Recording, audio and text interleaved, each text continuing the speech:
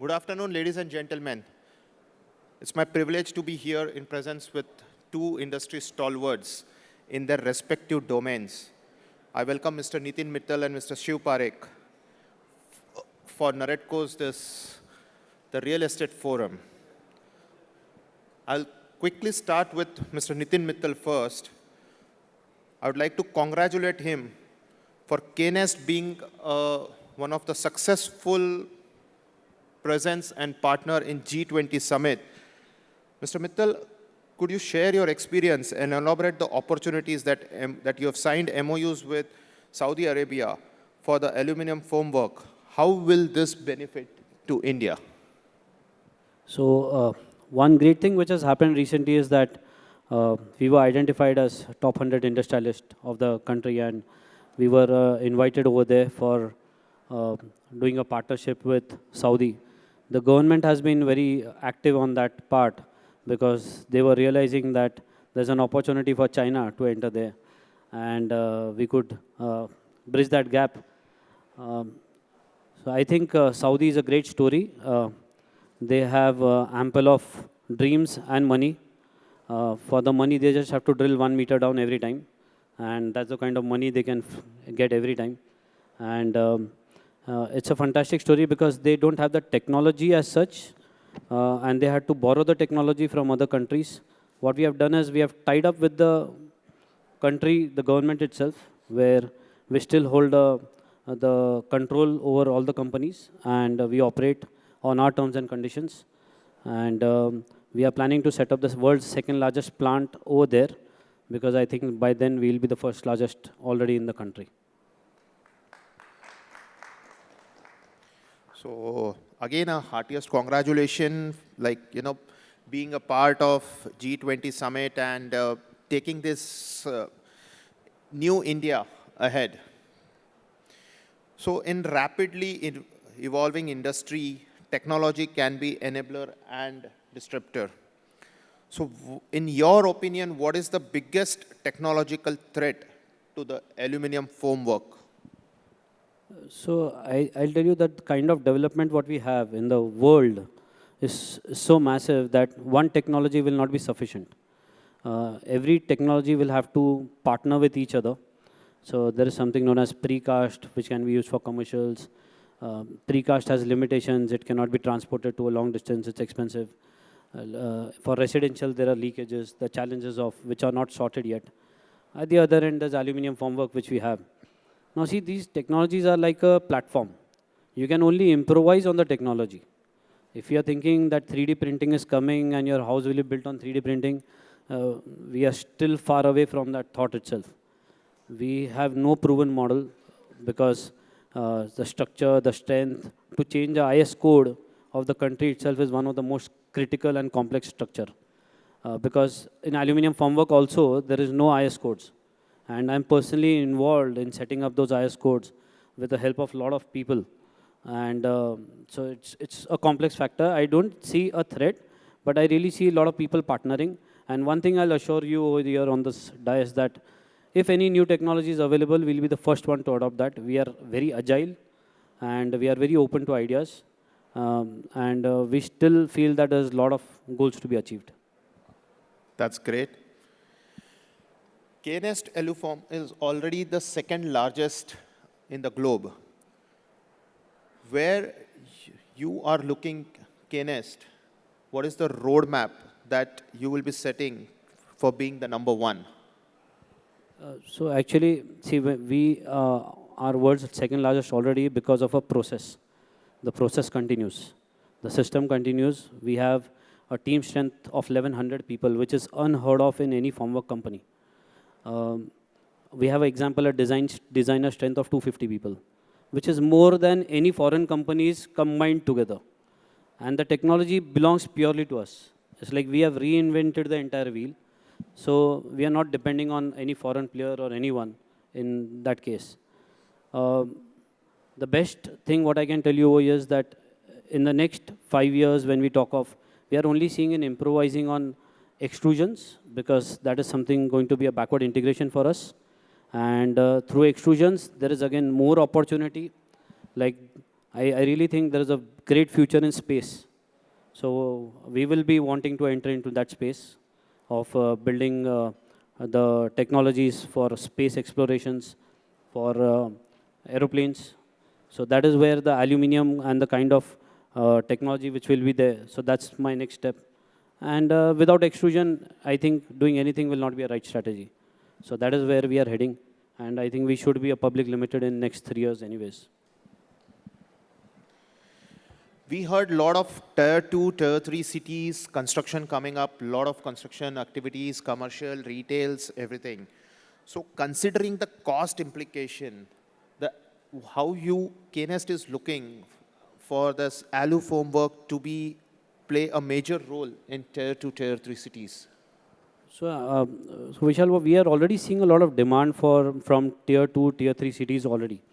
What people have realized and are realizing is that sales is not a problem.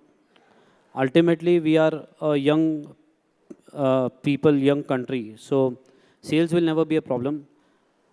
Construction, we have to do it very fast. I mean, the biggest challenge is not the cost. I think the biggest challenge is time. I have heard a lot of people telling me that time is money, and I tell them no, time is life, and life cannot be money. So let's change that definition here. Time is not money. And if I'm changing, or maybe if with our technology, if we can save life, I think what's bigger saving than that? And what people are also realizing now. So that is a thing which we are seeing. Great. Looking ahead, where do you envision KNEST in next 5 years and what are your key strategies? So already I have disclosed some strategies. Rest I will not be able to put it on the table, everything. But we are heading to be the world's largest aluminium formwork company, but eventually we want to be the world's largest formwork company, where we are going to enter into crazy technologies. One of my dream is to build a system where we can make a flyover in 30 days using formwork, and it can be any type of formwork. So that is something which we really envision, and we want to do crazy stuff because the fear of failing is not with us, and because there's no kind of big legacy, because the big legacy people have that fear, and because we are not answerable to the people public right now. So I think trying everything right now is very good for us. Great. So after exploring the fantastic world of alu foam work, we will shift our focus to disruptive concept of fractional ownership in real estate with Mr. Shiv Parekh. Fractional ownership is a novel concept in the real estate. How do you envision fractional ownership model contributing in the growth of New India? Yeah, so great to be on this panel, and thanks to NAREDCO for organizing such a great event. To talk just briefly about what fractional ownership is the ability for retail investors to own part of a commercial or residential property and make returns associated by owning the full property.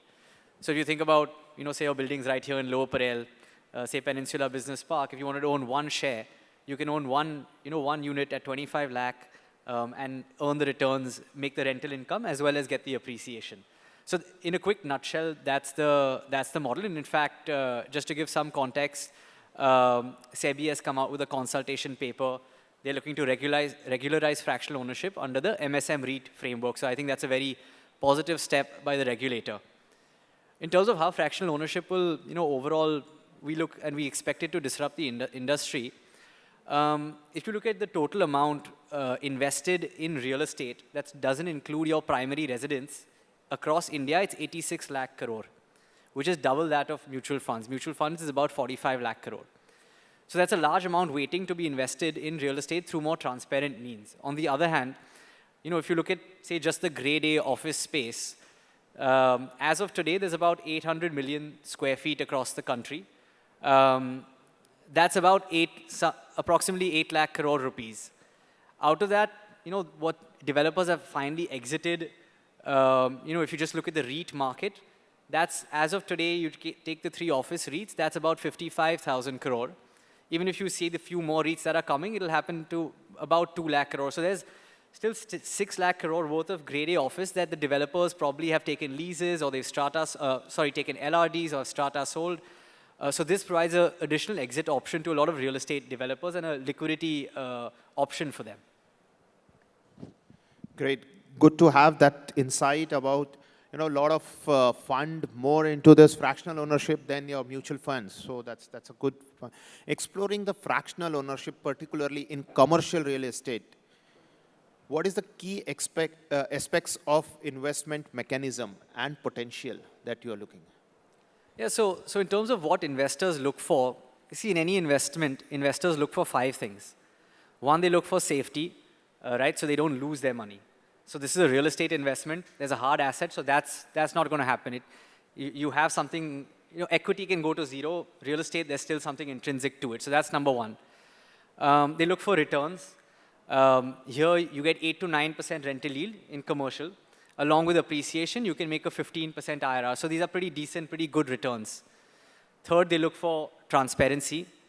And that's where we are using technology. You can access the dashboard. You can see whatever prices you're getting in at. You can see the photos, the video walkthrough. So we're completely transparent. Fourth, they look for hassle-free ownership. Once they invest, they don't want to think about the investment. That's where we as a platform come in. And fifth, they look for liquidity. And given that the ticket sizes are lower, given that SEBI is now coming in, it's going to be listed. So it's going to be significantly more liquid. So it's a liquid real estate investment. So it gives the 5 parameters that investors look for in any investment. Great. Mr. Parekh, could you tell me your USP for fractional ownership product or a service to that? Yeah, so I think what we think and how we like to differentiate ourselves versus other players. And there are a few different players that are coming up in the market today. I think it's the real estate strategy, right? You have to, and there are 3 parts to the real estate strategy. It's your entry, which is what price you're getting in at, along with all the other due diligence that you do. Number 2 is your property management ability, your leasing ability, right? So your ability to attract good tenants. I think in the previous panel, the panelists mentioned what tenants look for in today's global market. I think someone in the panel, in the last panel mentioned that only 10% of customers so far are domestic players, and that's going to grow. So how do you service those clients? And finally, it's the exit. Are you able to exit at in a good way for your investors? And I think ultimately that's determined by your entry price. So we're very selective. We as hBits are very selective with the properties that we bring on our platform. For instance, over the last 10 months, we've evaluated 20,000 crore worth of properties across the country, and we've only listed a couple of hundred. So we're very selective in the properties that we bring on our platform. Superb. We heard a lot from Mr. Nitin about the technology and everything. So how do you think this technology helps in enhancing the experience and benefits to the investors? Yeah, I think technology is, our business is built foundationally on technology, right? So end-to-end from an investor perspective, it's completely tech-enabled. So for instance, first, discovering what you want to invest in, your photos, video walkthrough, financial model. On our platform, you can see the title report of the property. You can see the leave and license agreement. So anything you want to invest in the property, available at a click of a button. That's why 30% of our customers are NRIs. They've invested sitting wherever, in the US, in Middle East. The whole transaction process is completely streamlined. Your paperwork, payments, completely digital. You can track your real estate portfolio the same way you track your stock portfolio on a Zerodha or on your ICICI Bank app. Everything, your updates, what's happened in the property, completely online. And then you can exit your share on the platform at any point in time that you want. So it's completely tech-enabled. It was so nice insight to have a lot of information on this fractional ownership and on the technological part from Ms. Mittal and Parekh. Thank you so much for being on the panel.